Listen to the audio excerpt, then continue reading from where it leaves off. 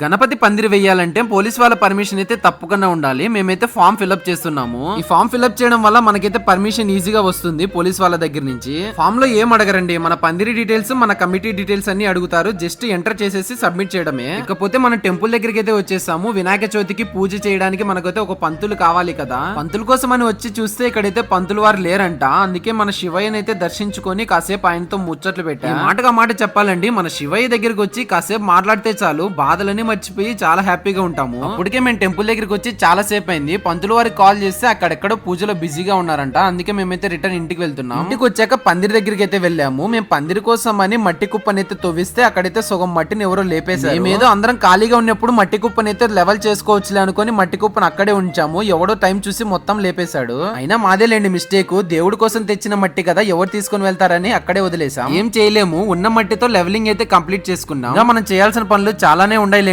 ఇంతకీ మీ పందిరి దగ్గర పనులు ఎంత వరకు వచ్చాయో ఒక్కసారి కామెంట్ చేసి వెళ్ళండి.